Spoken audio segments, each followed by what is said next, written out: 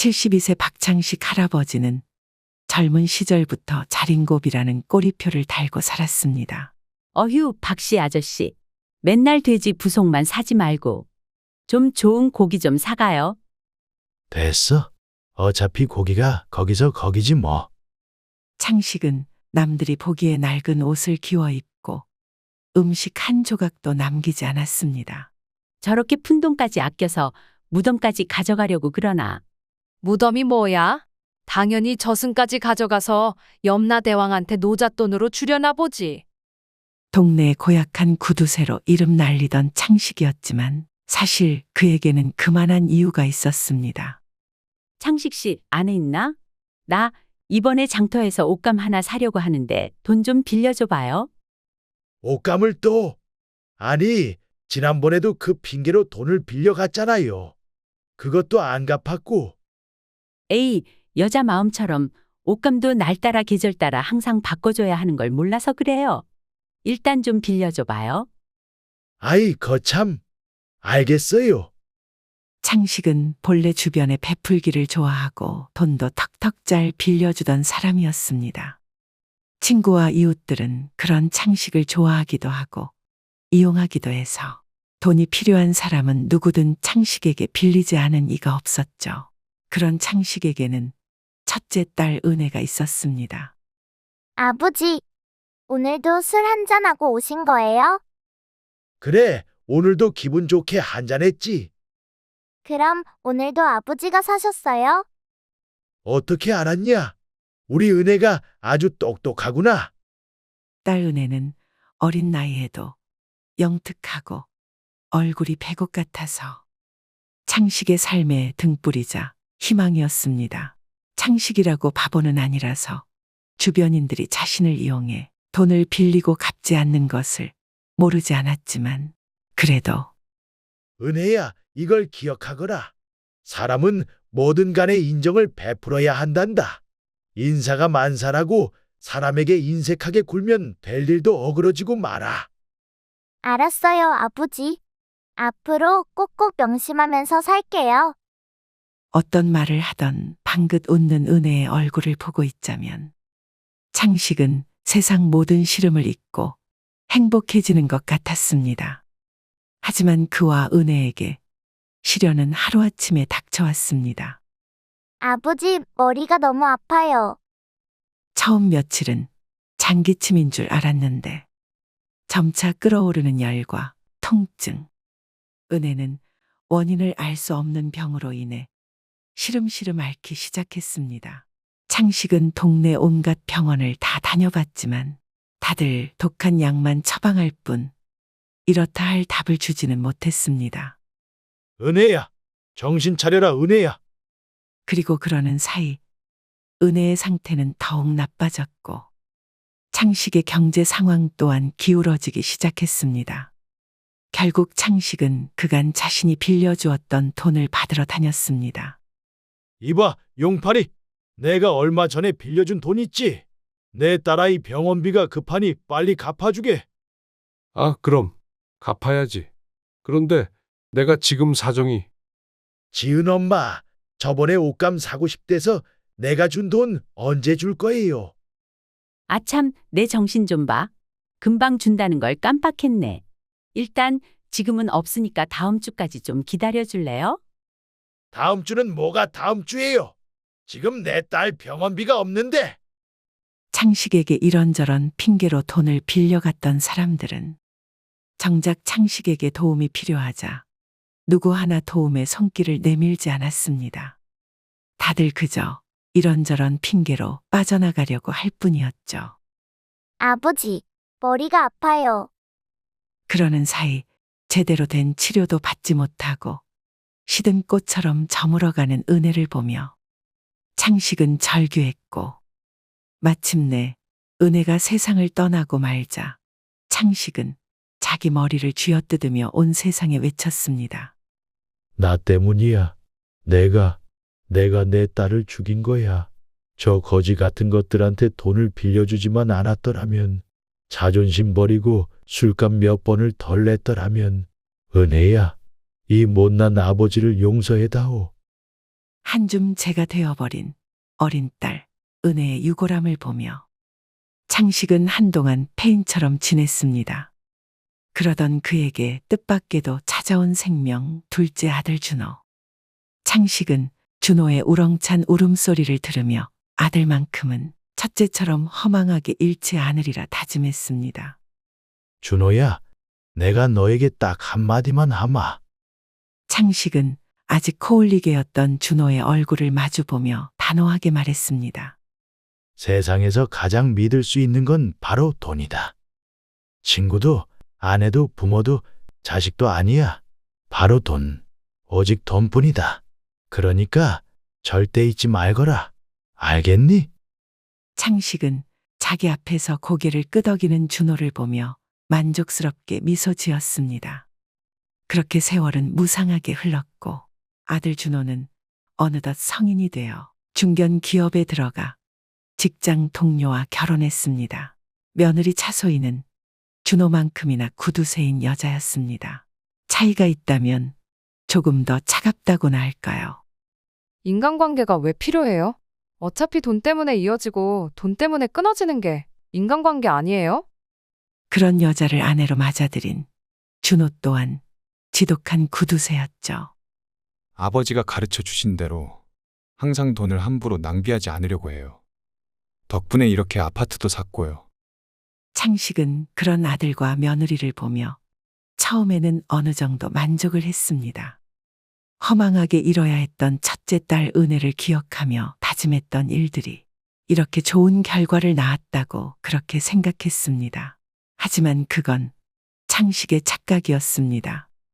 요즘 가슴이 왜 이리 답답하지? 창식이 자신의 몸의 이상 반응을 감지한 것은 어느 날 아침이었습니다. 평소처럼 산책을 나가려고 하는데 가슴이 답답하더니 잠시 후 눈을 떠보니 바닥에 누워 있었죠.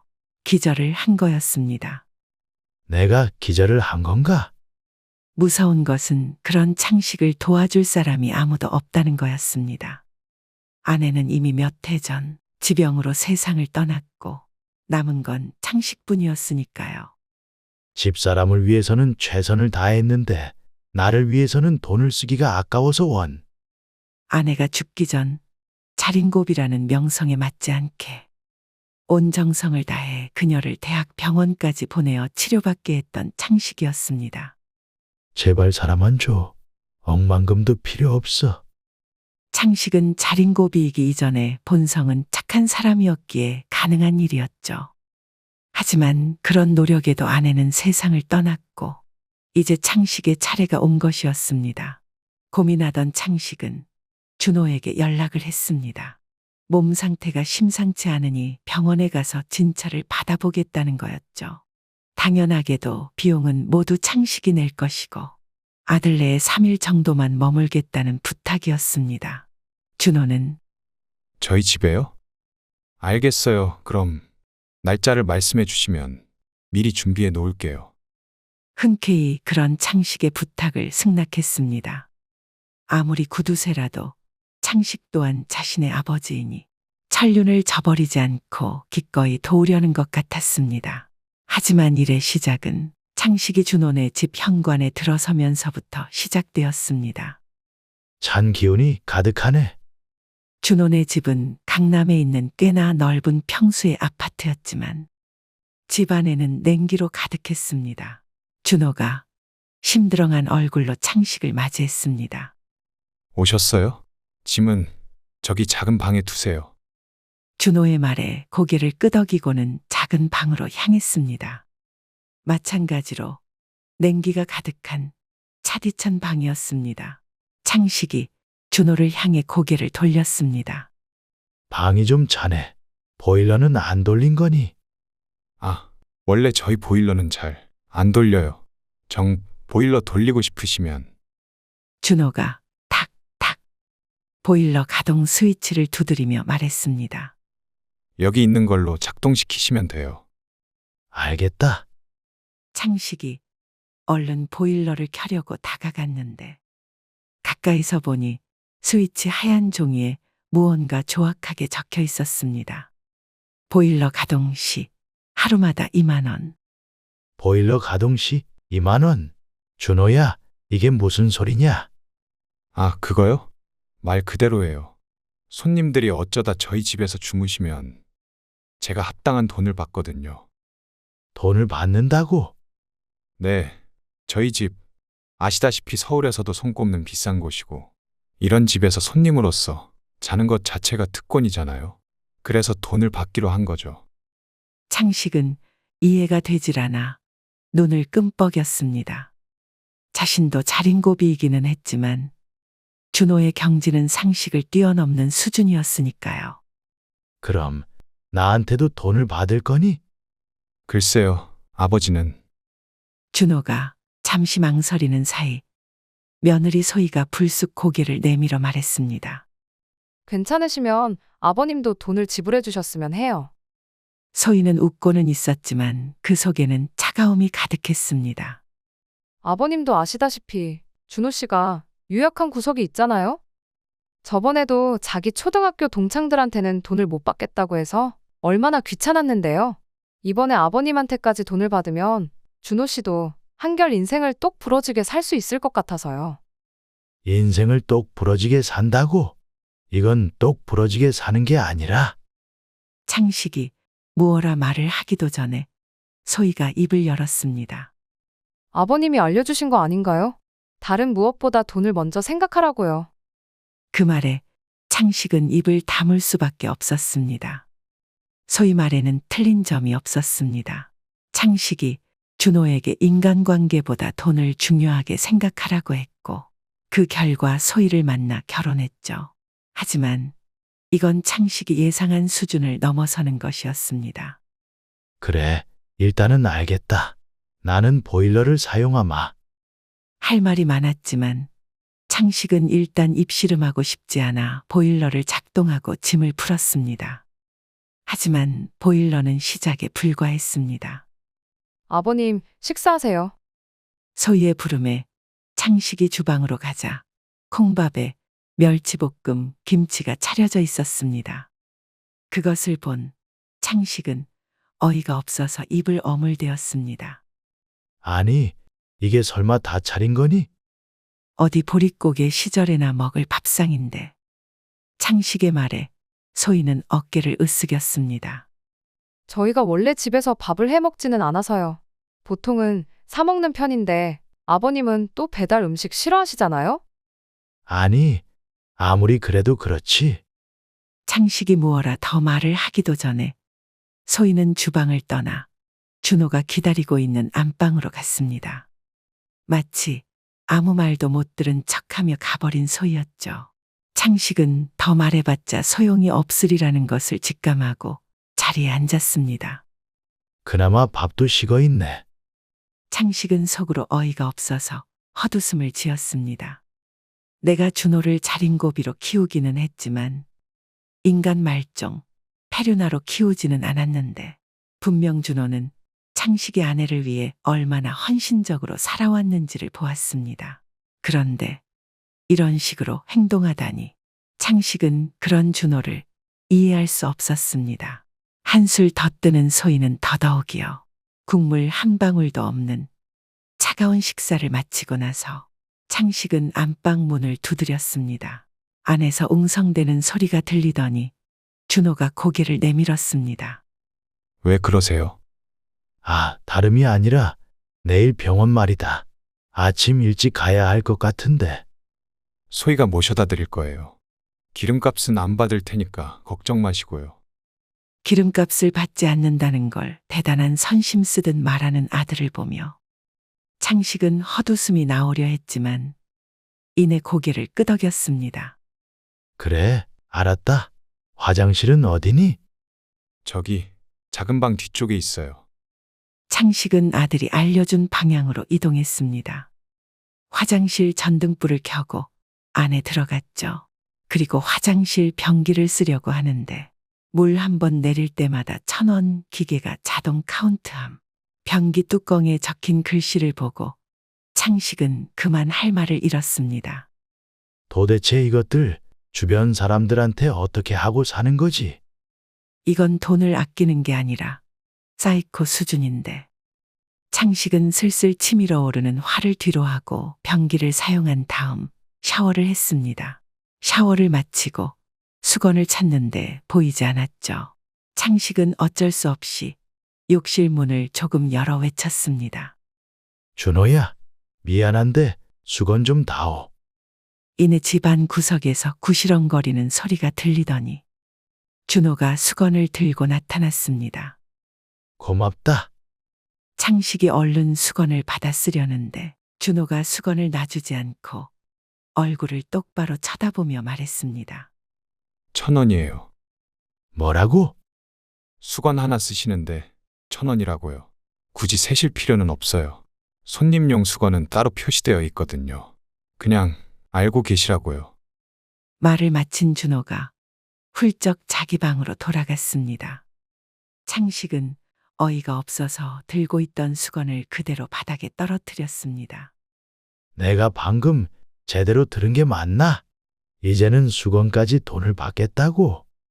이런 짓은 창식 자신은 물론이고 어디서도 본 바 없는 묵은본 한 짓이었습니다. 분노한 창식이 몸의 물기를 제거하고 얼른 옷을 입고 나가 다시 안방 문을 두드렸습니다. 준호가 이번에는 약간 짜증난다는 듯한 얼굴로 나왔습니다. 또 왜 그러세요? 왜 그러긴? 지금 그게 나한테 할 말이냐? 아니, 장식아, 생각을 좀 해봐라. 난 다른 누구도 아닌 네 아비다. 아무리 내가 너한테 돈을 아끼라고 했더라도 이건 아니지. 적어도 인간의 도리를 저버려서는 안 될 것 아니냐? 아버지한테 배워서 이렇게 된 게 아니에요. 뭐라고? 준호는 심드렁한 얼굴로 말을 이었습니다. 제가 나이가 몇 살인데 아직도 아버지 때문에 이렇게 살겠어요. 그냥 제가 살아보니까 그렇더라고요. 아무리 좋은 관계도 한순간이고 남는 건 돈. 그러니 어차피 그렇다면 돈이나 챙겨야겠다 싶었죠. 그건 내가 한 말 아니냐? 그랬나요? 뭐 아무튼 상관없어요. 이러나 저러나 지금의 저는 저일 뿐이니까요. 창식은 그제서야 준호가 이미 자신을 아득히 뛰어넘은 자린고비가 되었음을 깨달았습니다. 아니, 그냥 자린고비를 넘어서 인간성마저 버렸다는 것을요. 그날 밤 작은 방으로 돌아온 창식은 홀로 생각에 잠겼습니다. 내가 내 아들을 망친 건가? 창식이 돈을 악착같이 모았던 이유는 험난한 세상으로부터 자식을 지키기 위해서였습니다. 그런데 이제 보니 내 아들을 세상으로부터 지키는 대신 돈으로부터 나 자신으로부터는 지키지 못했구나. 그러는 사이 준호는 망가져 있었죠. 며느리 소희까지 똑같은 유형의 인간이었으니 이제는 그런 둘을 떼어놓는 것도 불가능해 보였습니다. 그렇게 뜬 눈으로 밤을 보내고 다음 날 아침 창식은 며느리 소희가 운전하는 차를 타고 병원으로 향했습니다. 아버님, 그럼 검진 잘 받고 오세요. 잘 받고 오라니? 그렇담 이따 끝나고 나서는 아, 그때는 제가 따로 약속이 있어서요. 오실 때는 알아서 택시 타고 오셔야 할 것 같아요. 그럼 이따 뵐게요. 아니 잠깐만. 창식의 부름이 무색하게 소희는 차를 몰고 떠나버렸습니다. 홀로 남은 창식은 이내 터덜대는 걸음으로 홀로 검진을 받을 수밖에 없었죠. 모든 검사가 끝나고 나니 의사가 말했습니다. 정밀 검진 결과가 생각보다 늦어질 것 같습니다. 다음 주쯤에 보내드려도 괜찮으시죠? 아, 물론 결과에 따라서 추가 검진이 필요할 수도 있습니다. 추가 검진이요? 네, 왜 그러시나요? 혹시 지방에서 오셔서 서울에 오래 계시기가 불편하신가요? 아니요, 그런 게 아니라 남보다도 못한 아들네 집에 살고 있어서 그럽니다. 라고 말을 할 수도 없는 노릇이고 창식은 그저 알겠다고 답한 뒤 병원에서 나왔습니다. 날이 춥네. 하늘에서는 하얀 눈이 펑펑 내리고 있었습니다. 곧 설날이라고 건너편 빌딩에 걸린 대형 스크린에서 가족들이 함께 모여 행복하게 미소 짓는 모습이 나왔습니다. 하지만 그건 창식에게는 해당하지 않는 이야기였죠. 우리 며느리라면 설날 떡국값도 받으려 들걸. 그리고 그 예상은 적중했습니다. 아버님, 떡국 드세요. 아직 설날도 아닌데 웬 떡국이냐? 어차피 이번 설에 친정 가느라 찾아뵙질 못할 것 같아서 미리 만들어 드리는 거예요.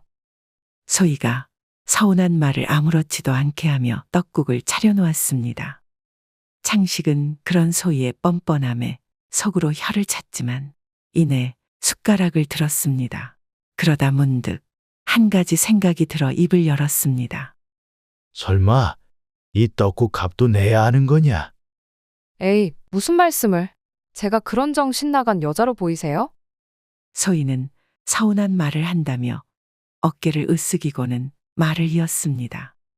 떡국 값은 안 받고요. 대신 내일까지 머무시는 방 비용은 받아야 할 것 같아요. 뭐라고? 방값을?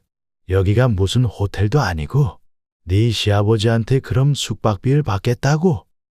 네, 죄송하지만 어쩔 수 없어요.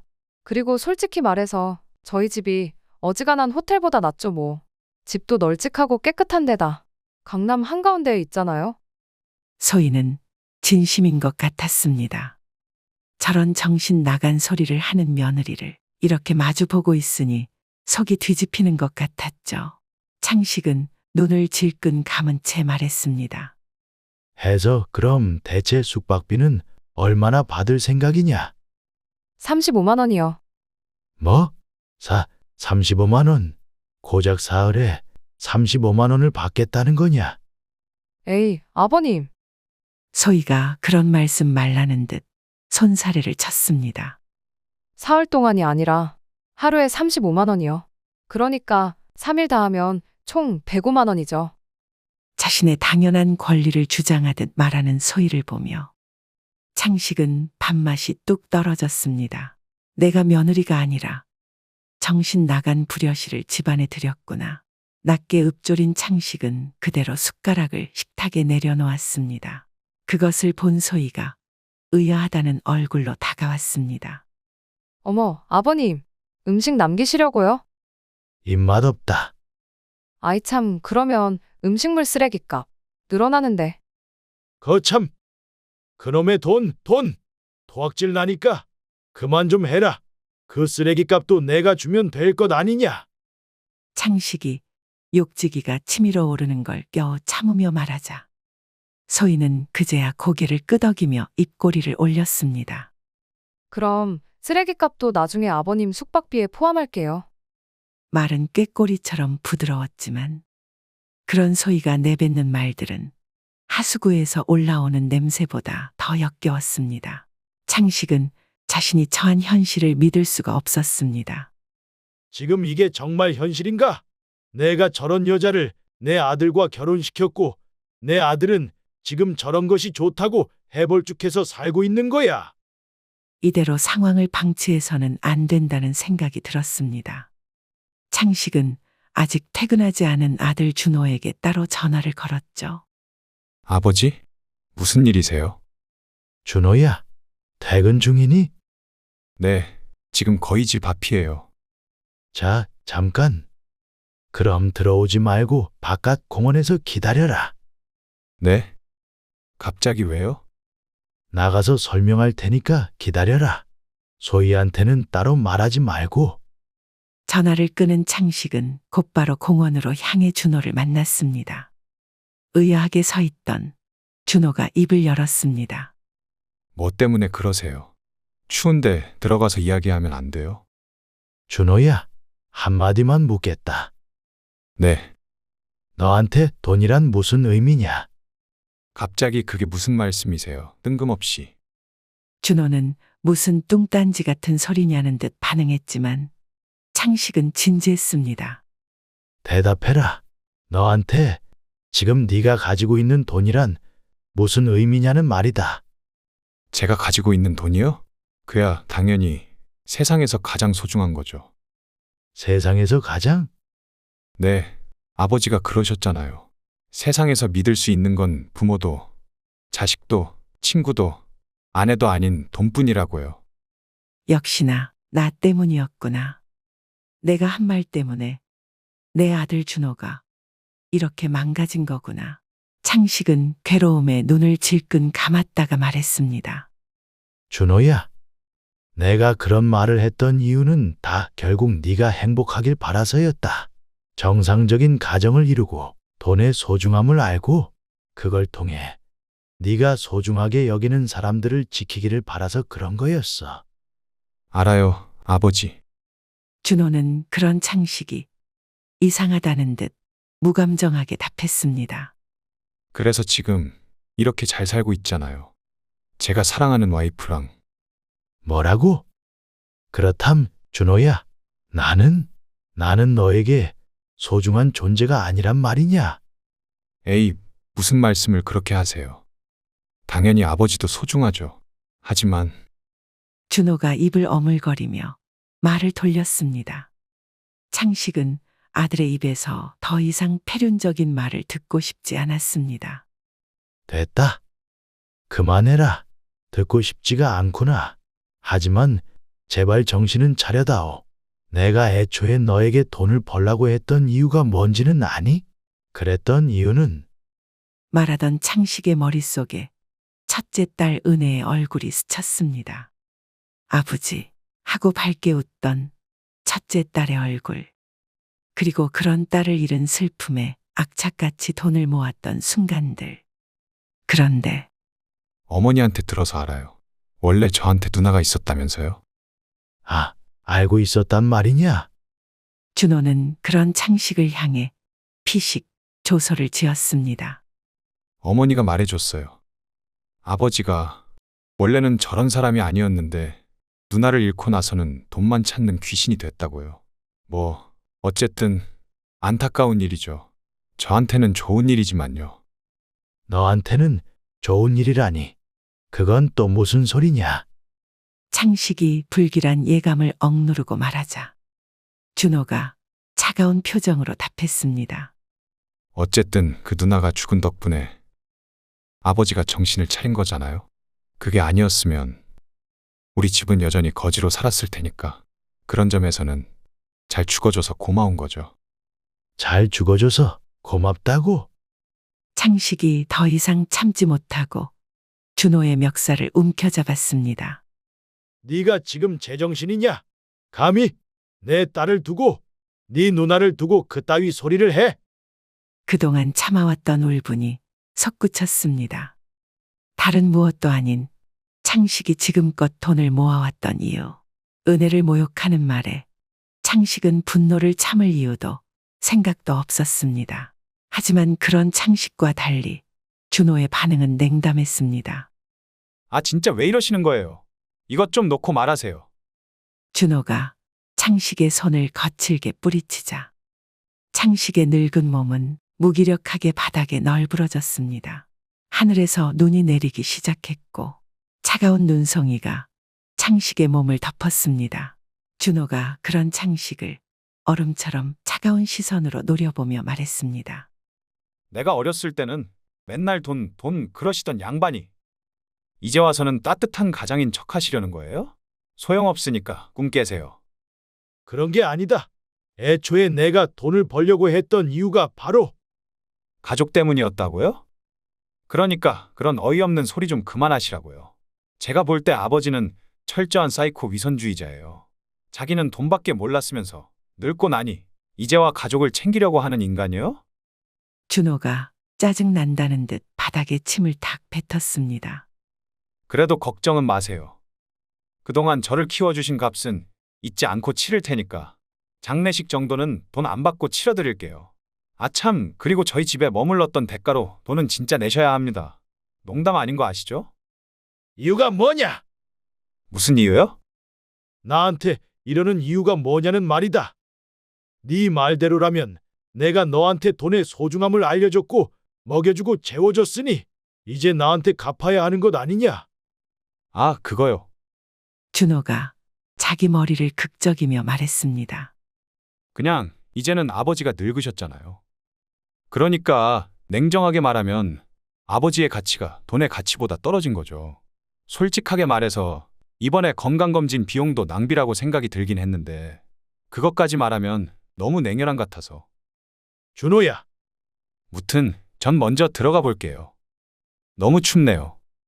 말을 마친 준호가 창식을 남기고 떠나버렸습니다. 창식은 눈발 속을 지나 사라지는 자기 아들의 뒷모습을 그저 무기력하게 바라만 볼 뿐이었습니다. 은혜야, 여보, 내가 인생을 잘못 살았어. 창식은 괴로움에 차갑게 식어버린 손으로 자신의 얼굴을 움켜쥐었습니다. 얼음장같이 굳어버린 손이었지만 그보다 더 차가운 것이 바로 자신의 아들 준호와 소희라는 사실이 창식의 가슴을 아프게 만들었습니다. 나는 그저 가족을 지키고 싶었을 뿐인데, 이제는 내 가족이 돈 때문에 나를 버리려고 하는구나. 눈물이 서럽게 흘렀습니다. 하지만 창식은 이대로 무너지고 싶지 않았습니다. 아니, 무너질 수 없었습니다. 우리 은혜, 내 딸 은혜를 그런 식으로 모욕하다니. 창식이 이를 악물었습니다. 어찌나 세게 물었던지 입에서 피가 나올 정도였죠. 하늘이 무너져도 그건 절대 용서 못한다. 창식이 지금껏 악착같이 살아온 이유인 첫째 딸 은혜. 그런 은혜를 모욕한 데다 자신마저 하찮게 대하는 준호와 소희를 창식은 용서할 생각이 없었습니다. 창식은 곧바로 준호의 아파트로 올라가 아무런 말 없이 짐을 챙기기 시작했습니다. 그런 창식을 본 아들과 며느리가 다가왔습니다. 아버지, 갑자기 짐은 왜 챙기시는 거예요? 왜 챙기긴, 이 지긋지긋한 집에서 나가려고 그런다. 네? 밖에 저렇게 눈이 오는데요? 의아해하는 준호와 달리 소희는 차갑게 반응했습니다. 아버님께서 가고 싶으시다면 어쩔 수 없죠. 하지만 대신 말꼬리를 흐린 소희의 눈길이 창식을 향했습니다. 그 의도는 분명했죠. 창식은 역겹다는 표정으로 인상을 찌푸렸습니다. 그래, 내가 사흘간 머물렀던 비용은 제대로 치르고 가마. 대신 너희도 내 요구를 제대로 들어줘야 할 거다. 요구요.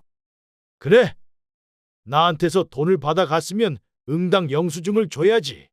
제대로 된 영수증이 없다면 너희한테는 한 푼도 못 준다. 무례함에는 무례함으로 대하겠다는 듯한 창식의 말에 소희는 당황하는 기색도 없이 싱긋 웃으며 파란 종이를 꺼냈습니다. 바로 손으로 쓰는 간이영수증이었죠. 뭘 그런 걱정을. 제가 다 꼼꼼히 적어드릴 테니까 걱정 마세요. 자, 그럼 우선 사흘간 머물렀던 비용 105만 원에 보일러값 2만 원. 아, 이틀 차에 떠나시니까 내일 비용은 빼드릴게요.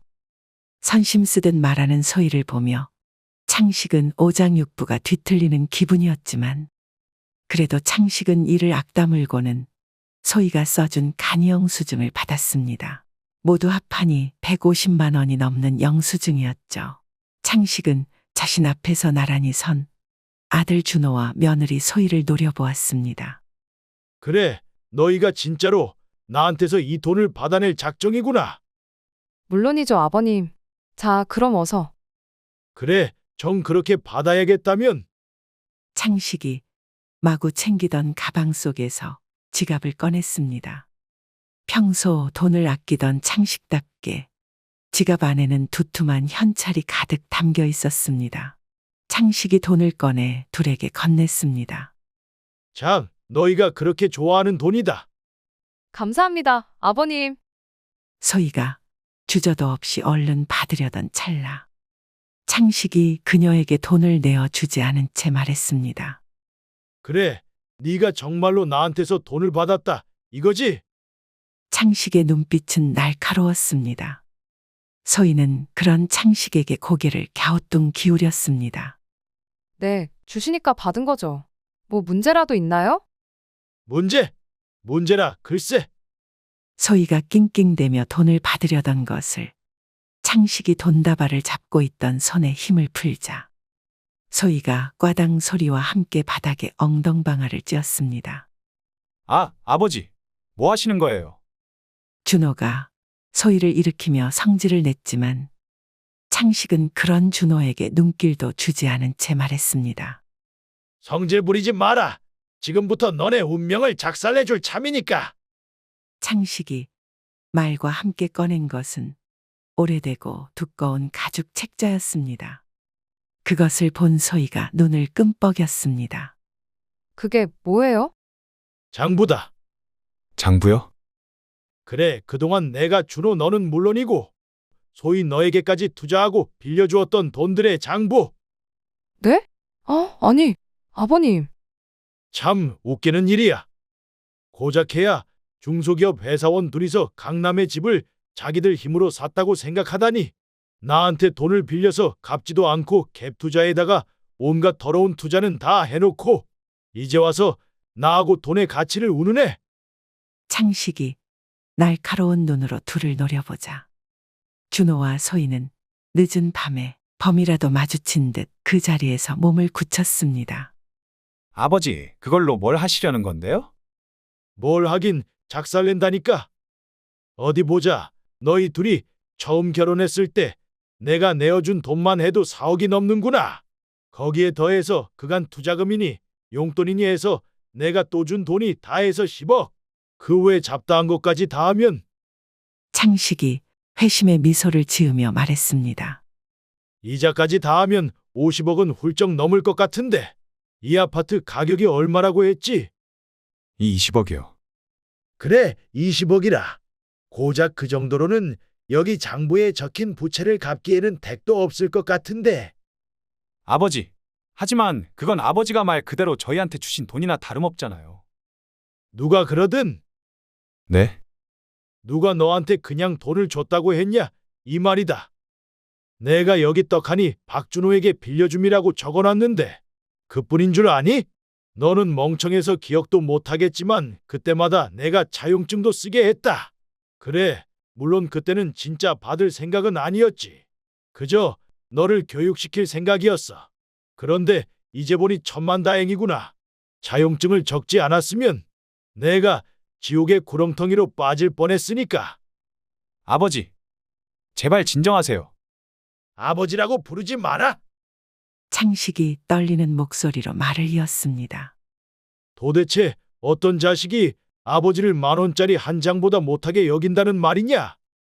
도대체 어떤 며느리가 고작 몇 천 원이 아까워서 자기 시아버지에게 수건값을 받아? 난 너희 같은 짐승들을 자식으로 둔 적 없어. 아버님, 저희가 잘못했어요. 손이 계산적인 성격답게 사태 파악이 빠른 소희가 무릎을 꿇었지만 이미 창식의 마음은 차갑게 변해 있었습니다. 잘못했다는 말 따위는 의미 없다. 너희 둘 당장 선택해라. 이 집을 나한테 넘기든 아니면 여기 장부에 적힌 돈을 모두 갚든. 만약 너희가 억지를 부리면 난 당장 변호사를 선임해서 고발할 거다. 내가 한다면 하는 인간인 건 준호 네가 누구보다 잘 알 거다. 이번엔 준호가 무릎을 꿇었습니다. 아버지, 제가 잘못했어요. 제가 잠깐 미쳤었나 봐요. 제발 한 번만 용서해 주세요. 잠깐 미쳐? 잠깐 미쳐서 우리 은혜를 모욕하고 나랑 네 엄마를 모욕한 거냐? 그렇다면 아예 미쳐라. 나는 너 같은 놈 2번 다시 걷어줄 생각 없으니까. 창식은 자신의 바짓가랑이를 붙잡는 준호를 거칠게 뿌리치고 현관에 서서 말했습니다. 내일까지 정해라. 이 집에서 나가든 아니면 장부에 적힌 돈을 모조리 갚든 다른 선택지는 없다. 문을 거칠게 닫고 바깥으로 나왔습니다. 하늘에서는 눈발이 사납게 휘날리고 있었죠. 창식은 거칠게 숨을 몰아쉬며 걸었습니다. 걷고 또 걷고 어느덧 자신의 온몸이 눈에 적셔져 축축해질 즈음 창식은 비로소 걸음을 멈추었습니다. 그리고 털썩 무릎을 꿇었습니다. 은혜야, 여보, 내가 어쩌다 이런 인생을 사는 거야. 창식은 차갑게 굳은 두 손에 얼굴을 묻고 한참을 울었습니다. 이 험한 세상 가족을 지키려 돈을 악착같이 모았지만 돌아온 것은 가족의 배신이었고, 이제는 자신의 건강마저 불확실했죠. 낙담하던 창식의 눈앞에 쌩쌩 달리는 차들이 보였습니다. 그냥 저 차들에 뛰어들어 죽어버릴까? 극단적인 생각마저 들었습니다. 남들은 모두 명절을 맞이해 설날을 코앞에 두었는데 자식과 연을 끊게 생긴 자신의 입장이 비참했던 것이지요. 그런데 그때 할아버지, 괜찮으세요? 부드러운 목소리와 함께 나타난 것은 처음 보는 아가씨였습니다.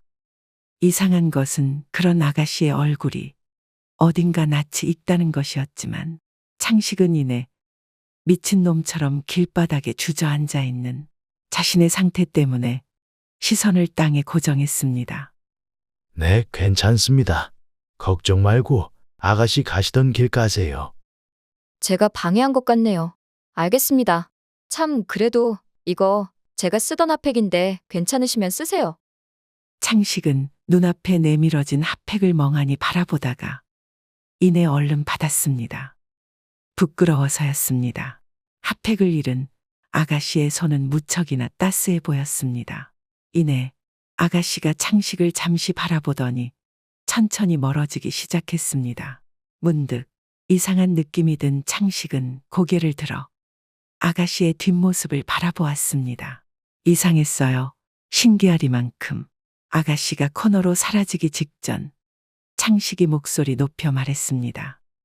아가씨, 아가씨가 고개를 돌려 창식을 바라보았습니다. 이유가 뭡니까? 나랑 아는 사이였던 것도 아니고 오늘 처음 본 사이에 이렇게 선뜻 도와준 이유요. 아가씨가 창식을 바라보더니 이내 싱긋 입가에 따뜻한 미소를 머금고 외쳤습니다. 사람은 뭐든 간에 인정을 베푸는 게 좋잖아요. 인색하게 굴면 될 일도 어그러지고요. 아가씨가 말을 마치고 코너를 돌아 사라졌습니다. 인사가 만사라고? 멍하니 중얼거리던 창식은 이내 오래전 은혜와의 대화가 떠올랐습니다. 사람은 뭐든 간에 인정을 베풀어야 한단다.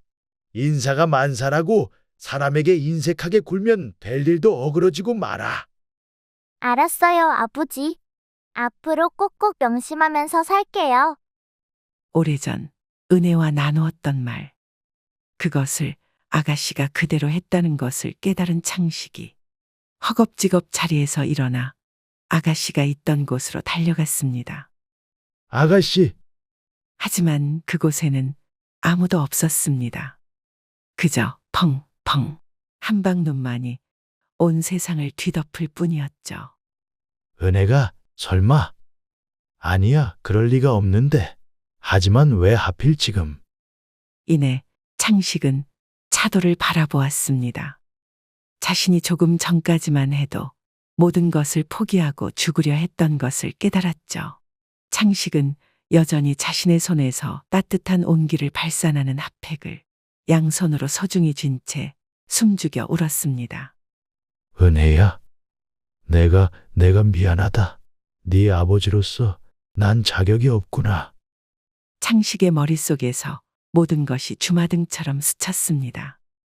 은혜의 배곡 같던 미소, 마지막까지 투병하던 아내, 그리고 준호와 소희. 하지만 정작 자신은, 그런 자신은 은혜에게 가르쳤던 인정 따위는 잊어버리고 악랄하게 살았다는 것을 깨달았습니다. 이대로 무너져서는 안 돼. 은혜가 나에게 준 힘을 헛되이 잃어서는 안 된다고. 창식은 핫팩을 조심스럽게 주머니에 넣고 집으로 돌아갔습니다. 그리고 다음 날 창식의 집 앞에는 소희의 차가 주차되어 있었습니다. 창식이 둘에게 마음을 정하고 집에 직접 와서 대답하라고 했기 때문이었죠. 준호와 소희 모두 창식 앞에 무릎을 꿇고 있었고 창식이 그런 둘을 차가운 눈으로 바라보며 말했습니다. 그래, 결정은 내린 건가? 네, 준호가 힘겹게 입을 열었습니다. 집을 떠날게요, 아버지. 장부에 적힌 돈과 차용증, 사실 모두 알고는 있었어요. 아버지가 까먹으신 줄 알았는데 그리고 그 금액도 저희가 갚을 자신도 없고요. 저희가 집을 떠날게요. 장부에 적힌 돈만은 봐주세요. 한심한 놈. 네? 창식은 한숨을 깊게 내쉬고는 둘을 반드시 바라보았습니다. 둘 다 그런 창식과 감히 눈을 마주하지 못했습니다. 그렇게 결정했다니 너희 둘의 집은 내가 갖도록 하마. 창식의 결정에 둘의 입에서 한숨이 새어나왔습니다. 기껏 강남으로 왔다 싶었지만 이제 둘의 삶은 다시 밑바닥이었으니 당연한 것이었죠. 그런데 그때 아직 내 말 안 끝났다. 창식이 둘에게 인상을 찌푸린 채 말했습니다. 집은 내 소유로 옮기겠지만 너희에게 마지막 기회를 주려고 한다. 기회요? 아버님, 정말 감사해요. 어떤 기회인지도 모르면서 호들갑 떨지 마라. 창식의 말에 둘의 입이 다물어졌습니다. 창식이 혀를 찬 다음 말했습니다. 너희 둘 이대로 가면 인생의 마지막이 어떻게 될 것 같니? 네? 그게 무슨 말씀이신지. 돈만 쫓으면 나 같은 인생을 살게 될 거다. 자식에게 버림받고 배우자에게 배신당하는 그런 삶 말이다. 아버지, 그건 그러니 이제 그렇게 살지 않을 기회를 주마. 창식이 말과 함께 주소가 적힌 노트를 주었습니다. 하나의 주소가 아닌 수십, 수백 개의 주소가 노트에 빼곡히 적혀 있었죠. 이건 무슨 주소인가요? 보육원과 한부모 가정 도움 시설들이다. 창식은 둘을 보며 말을 이었습니다.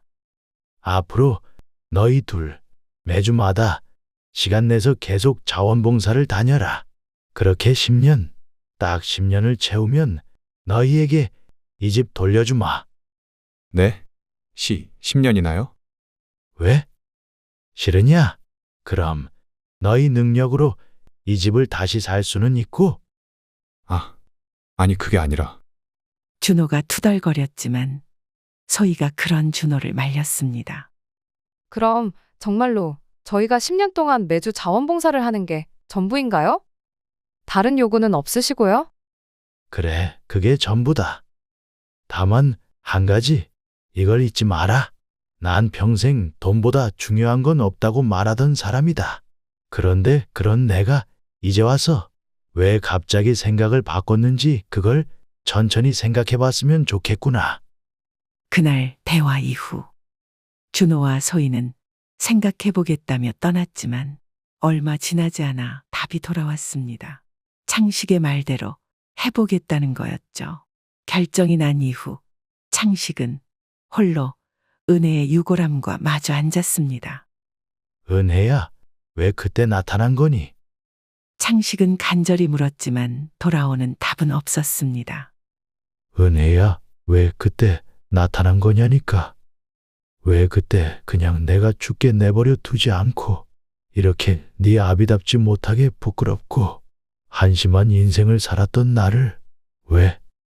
창식은 자기 가슴을 마구치며 한참을 울었습니다. 그로부터 2년 후 준호님, 소희님. 이번에는 저기 산동네 연탄 배달이에요. 항상 그렇지만 이번에도 잘 부탁드려요. 고생은요. 다들 그럼 파이팅 합시다. 파이팅! 준호와 소희의 삶은 많이 바뀌었습니다. 반강제로 시작한 자원봉사였지만 자신들이 보지 못했던 세상의 다른 면들을 보며 마음을 새롭게 다잡고 돈을 움켜쥐는 것이 아니라 나누는 것의 가치를 생생히 느끼고 있죠. 이사장님 오셨습니까? 그래, 수고 많아요. 올겨울 연탄 배달은 잘 되고 있죠. 네, 말씀하신 대로 어르신들과 한부모 가정 위주로 배달하고 있습니다. 준호님과 소희님도 열심히 참여 중이고요. 창식은 은혜를 기리는 재단을 세워 자원봉사자로 탈바꿈했습니다. 일평생 악착같이 모아왔던 돈들을 사람들에게 나누며 살아가고 있는 것이죠.